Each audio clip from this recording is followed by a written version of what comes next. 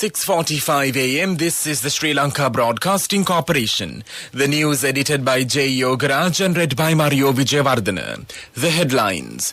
The Health Minister says that over 7 million people above 30 years of age have now been fully vaccinated. Direct flights between Nepal and Sri Lanka will resume from Tuesday after several decades. Minister Mahinda Amaraveera will present a cabinet memorandum to the cabinet today to control the disposal of single-use plastics and polythene products. The daily novel coronavirus cases count climbs over 4,600 reported yesterday. Sri Lankan to operate regular flights between Colombo and 9 Indian cities. 3 more sugar warehouses sealed off. In news overseas, Afghanistan US drone strike eliminates airport bomb threat. In sports news, Lionel Messi made his PSG debut as a 66th minute substitute in a 2 win at Rhyme in League One.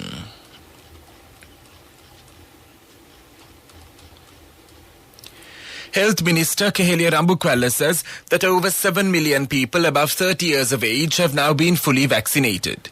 He added that the Health Ministry will be able to provide both jabs for 60% of the population by the middle of October.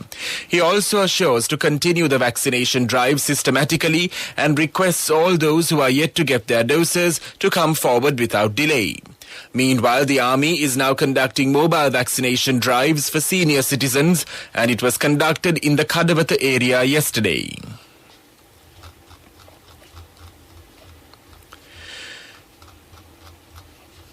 Direct flights between Nepal and Sri Lanka will resume from Tuesday after several decades. Sri Lanka's ambassador to Nepal, Himali Arnatilaka, said that Sri Lankan Airlines is resuming direct flights between Colombo and Kathmandu starting on the 31st of August. She tweeted that the airline had announced it would restart the flights twice a week between the two cities.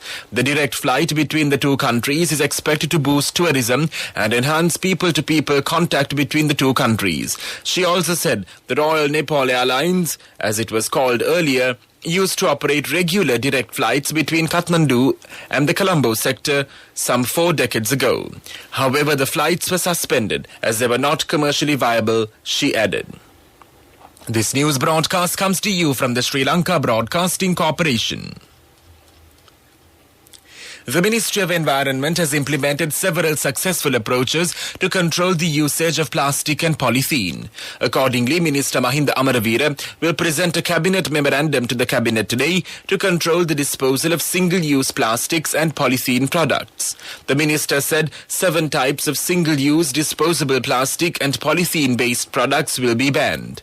The cabinet memorandum includes plastic drinking straws and stirrers, plastic spoons, cups, knives, forks, plastic string hopper plates, plastic artificial grass covers.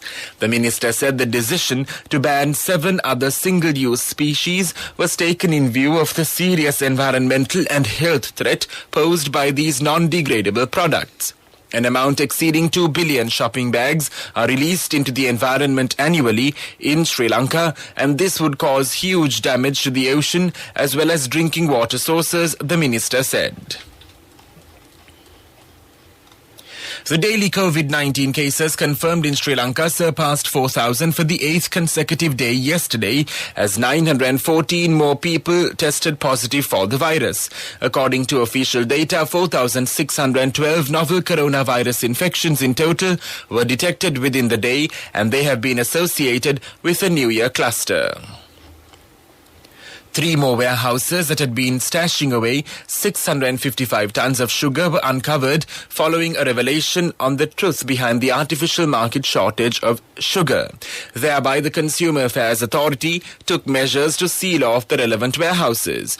On Saturday, it was revealed that a certain businessman who had created an artificial shortage of sugar in the market by holding large volumes of the product. Accordingly, 4,800 tons of sugar were found stashed away in a warehouse in Mabola, Vattala, against the backdrop of fraudulent traders raising the price of sugar to 220 rupees per kilogram. Similarly, it was also exposed that another warehouse in Bandaravatta, Sidua, had stockpiled 61 tons of sugar. The revelation was made based on a tip-off received. Upon inspecting the warehouse, the officials of the Consumer Affairs Authority uncovered that it was operated without a license.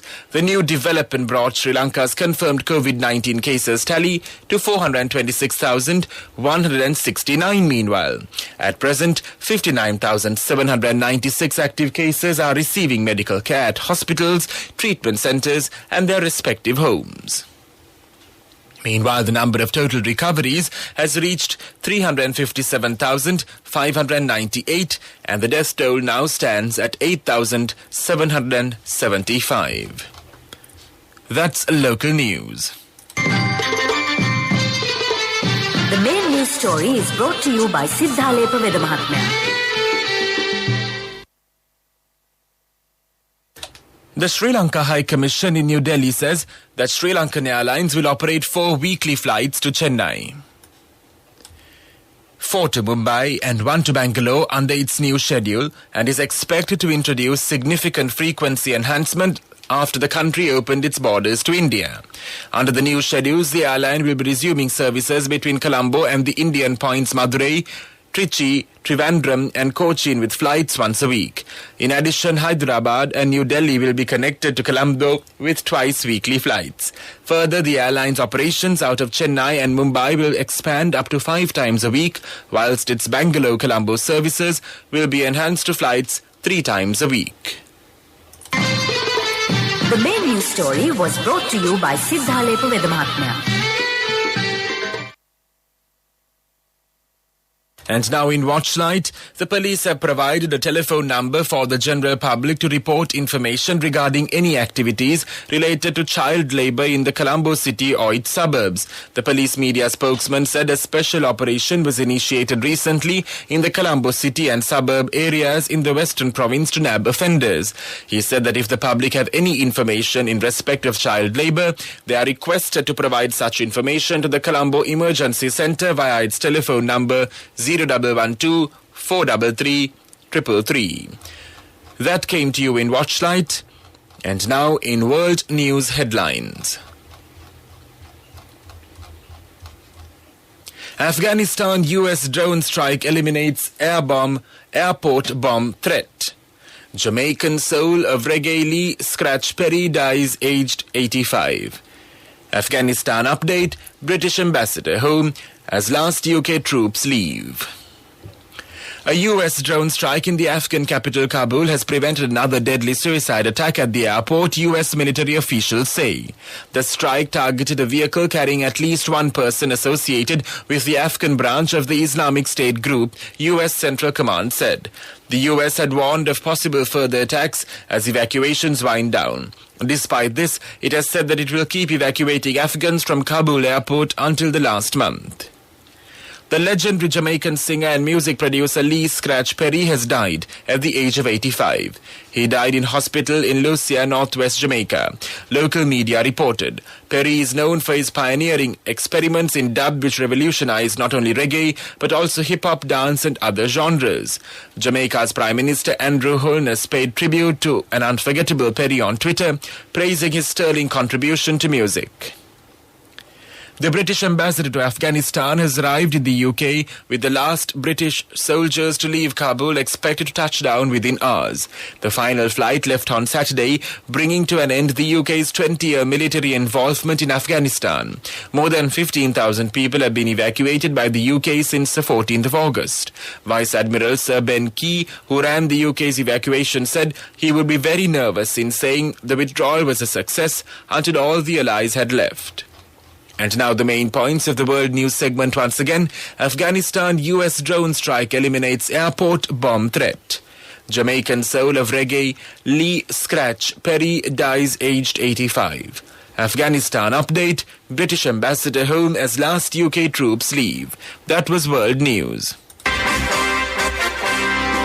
Development News is brought to you by Quality Matters Than Price. So as an engineer, I recommend Melva RB500. It's made with virgin billets using the latest technology.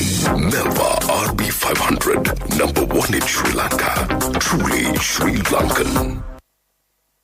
A memorandum of understanding will be signed between the Peradeniya University and the Japanese Meiji University.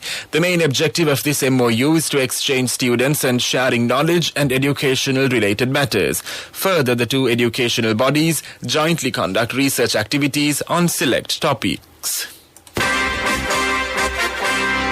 Development News was brought to you by Quality matters than price. So as an engineer, I recommend Melva RB500. It's made with virgin billets using the latest technology. Melva RB500, number one in Sri Lanka. Truly Sri Lankan. And now in sports news. In soccer, Messi made his PSG debut as a 66th minute substitute in a 2-win at Reims in League One. The Argentine, wearing his new number 30 PSG shirt, received a standing ovation as he replaced his friend Neymar in front of a sellout crowd. It was the first club game of his career for a team other than Barcelona. That was sports news. Contributory deposit of 1,000 rupees from NSB when your child enters grade 1. Open a Hapan Children's Service account for your kid today. Higher interest. Conditions apply. Business News. Sponsored by National Savings Bank. The safest place for your money. Recording its highest ever profit for a period of 6 months with a profit before tax of 13.9 billion rupees and a profit after tax of 11 billion rupees, the National Savings Bank shows strength and financial resilience in performance amidst the heightened uncertainty due to the COVID-19 pandemic, which has triggered a wide range of shocks on the banking sector and the economy as a whole. Business News.